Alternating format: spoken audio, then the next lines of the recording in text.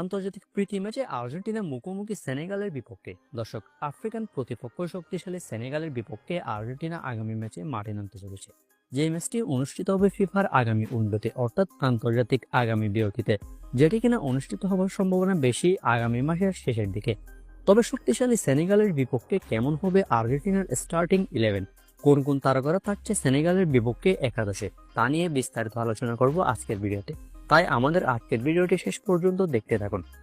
দর্শক, আর্জেন্টিনা ফাইনালে মুখোমুখি হবে স্পেনের বিপক্ষে মার্চের 27 তারিখ। চলতি বছরের মার্চে আর্জেন্টিনা স্পেনের বিপক্ষে মাঠে নামবে। তবে তার আগে একটি বা দুটি প্রীতি ম্যাচ খেলবে আর্জেন্টিনা, যেটার একটির প্রতিপক্ষ হলো সেনেগাল। আফ্রিকান দল সেনেগালের বিপক্ষে স্পেনের বিপক্ষে মাঠে নামার আগেই মাঠে নামবে আর্জেন্টিনা। চলুন এক নজরে এবার দেখে নেওয়া যাক শক্তিশালী আফ্রিকান দল সেনেগালের বিপক্ষে কেমন হতে পারে আর্জেন্টিনার স্টার্টিং 11। দর্শক, প্রথমে শুরু করব গোলকিপার দিয়ে। এই ম্যাচটি যেহেতু একটি প্রীতি ম্যাচ এবং নিজেদের প্রস্তুতিমূলক ম্যাচ, সে কারণে এমি মার্টিনেজ থাকার সম্ভাবনা কম গোল বাড়ে, যে কারণে আর্জেন্টিনার দ্বিতীয় গোলকিপার দুর্দান্ত ফর্মে থাকা রুলিকে সুযোগ দিতে পারেন স্কালোনি সেনেগালের বিপক্ষে। অন্যদিকে ডিফেন্স লাইনে যে চারজন থাকবেন তারা হলেন লেফট ব্যাকে নিকোলাস টাকলেফিকো এবং রাইট ব্যাকে মলিনা। সেন্টার ব্যাক হিসেবে থাকার সম্ভাবনা বেশি ক্রিস্টিয়ান রোমেরো এবং লিসান্দ্রো মার্টিনেজের। দর্শক, লিসান্দ্রো মার্টিনেজ ইতিমধ্যে মাঠে ফিরেছে।